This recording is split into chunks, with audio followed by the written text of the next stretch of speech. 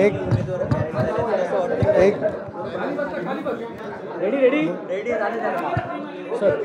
एक सर्वसाधारण रस्त्यावरचा कार्यकर्ता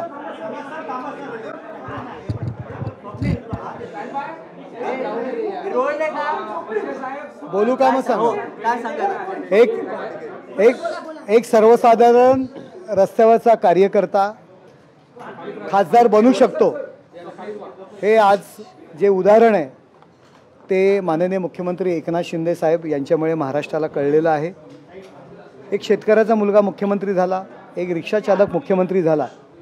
त्याच मुख्यमंत्र्यांनी एक झोपडपट्टीत काम करणारा, विद्यार्थी चळवळीत काम करणारा रस्त्यावरच्या कार्यकर्त्याला आज दिल्लीमध्ये लोकसभेमध्ये जाण्याची जी संधी दिलेली आहे, हा एक मोठं उदाहरण या महाराष्ट्राला आहे. आणि तरुण पिढी राजकारणापासून अलिप्त राहू पाहते, त्यांना एक दिलासा देण्याचं कामसुद्धा यामुळे मिळालेलं आहे.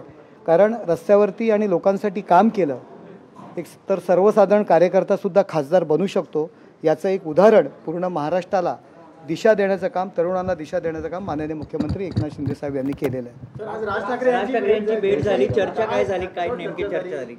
मी सुरुवातीच्या काळात भारतीय विद्यार्थी सेनेचं काम करत असताना माननीय राजसाहेबांच्या नेतृत्वाखाली मी काम केलेलं आहे. ठाण्यामध्ये नेतृत्व करण्याची संधी मला राजसाहेबांनी दिलेली आहे. त्यांच्या मार्गदर्शनाखाली मी आंदोलनं केलेली आहेत. त्यांच्या नेतृत्वाखाली ज्यावेळी आंदोलनं केली, अनेक बाका प्रसंग माझ्यावरती आले, त्यावेळी राजसाहेबांनी पाठ थोपटलेली आहे. आणि त्या शाबासकीच्या कौतुकावरच मी यापुढे गेलेलो आहे. आणि आज खूप आनंद झालेला आहे की ज्या माणसाच्या हाताखालून आम्ही काम करायला सुरुवात केली, त्या माणसांचे आशीर्वाद घेण्याकरता मी या ठिकाणी आलेलो आहे.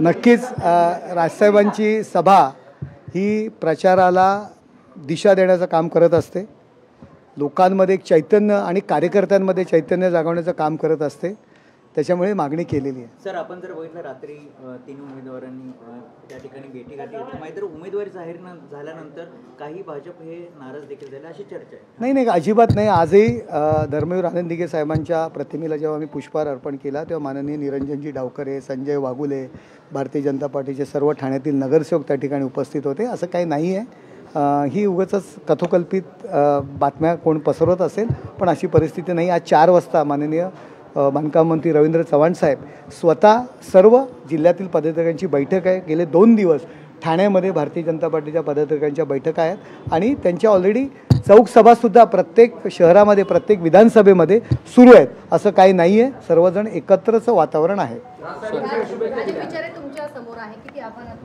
मला वाटत नाही की जे उमेदवाराचं तुम्ही नाव घेताय त्या उमेदवारासाठी आम्हीच पत्रकं वाटलेली आहेत, त्यांचे रॅलीज आम्हीच केले, आम्हीच झेंडे लावलेले आहेत.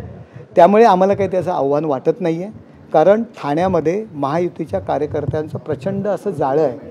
365 दिवस ते काम करत होतं. माननीय मुख्यमंत्री एकनाथ शिंदे साहेब यांचं काम ठाण्यामध्ये बोलतं आहे, ठाणं बदलतं आहे. ठाणेकरांना माहिती आहे नरेंद्र मोदी साहेबांची जी काय पंतप्रधान पदाची हॅट्रिक करायचे, त्याकरता लोक उत्सुक झालेले आहेत. त्यामुळे आम्हाला काही त्यांचं वाटत नाही आहे की एक हाय प्रोफाईल नेता याविरुद्ध एक सर्वसाधारण रस्त्यावरचा कार्यकर्ता, अशी ती लढत आहे आणि कार्यकर्ता नक्कीच जिंकणार.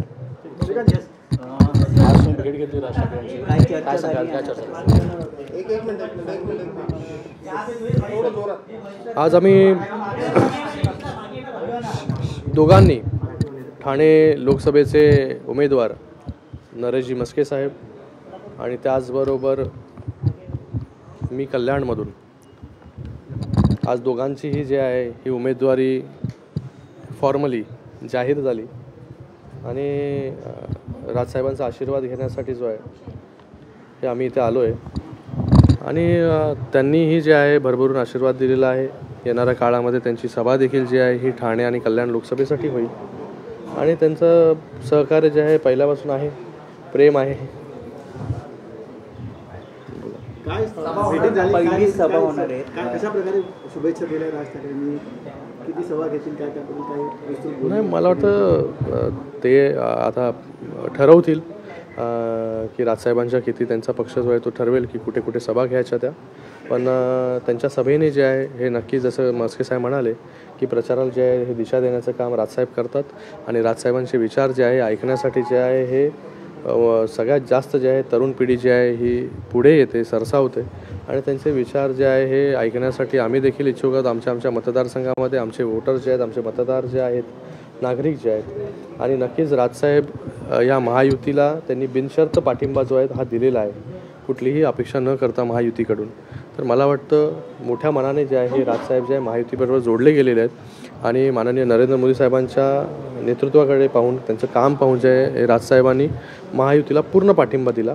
आता पूर्ण ताकदीने जे आहे हे मनसेचे कार्यकर्ते ऑलरेडी जे आहे हे ग्राउंड लेवलवरती कामाला लागलेले आहेत. आता राजसाहेब देखील जे आहे त्यांच्या प्रचाराने मोठी ताकद जी आहे ही महायुतीच्या उमेदवारांच्या मागेची आहे ही उभी करतील.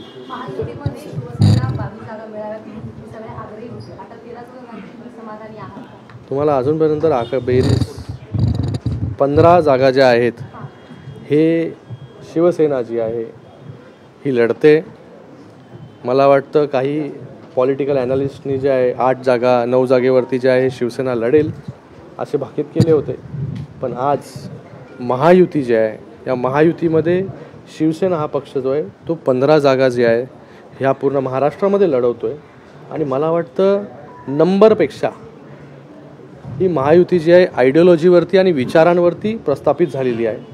महाराष्ट्राच्या हितासाठी जी आहे ही महायुती निर्माण झालेली आहे आणि महाराष्ट्राच्या काय हिताचं आहे, लोकांच्या काय हिताचं आहे जे काम जे आहे सरकार गेले 2 वर्ष करते आणि हे नंबर्स जे आहे मला वाटतं नंबर्सने काय फरक पडत नाही. तरीही सगळ्यांचे भाकीत बाजूला ठेवून 15 जागा ज्या आहेत हे शिवसेना लढवते. त्यातल्या जास्तीत जास्त जागा ज्या आहेत ह्या कशा निवडून येतील याच्यासाठी महायुतीचे सगळे कार्यकर्ते शिवसेनेचे असतील, भारतीय जनता पार्टीचे असतील, राष्ट्रवादीचे असतील, मनसेचे असतील, इतर RPIचे असतील आणि त्याचबरोबर महायुतीचे सर्व नेते माननीय मुख्यमंत्री एकनाथजी शिंदे साहेब असतील, उपमुख्यमंत्री देवेंद्र फडणवीस साहेब असतील, अजितदादा असतील, हे सगळे लोक आणि आता राजसाहेब ठाकरेसुद्धा हे सगळे नेते जे आहेत हे महायुतीचे या महाराष्ट्रातील सर्वच्या सर्व जागा कशा जिंकता येतील त्याच्यासाठी जे आहे हे कामाला लागलेले आहेत. प्रचार सुरू आहे आणि या महायुती जी आहे या महाराष्ट्रामध्ये सर्वात जास्त जागा ज्या आहेत या निवडून येऊन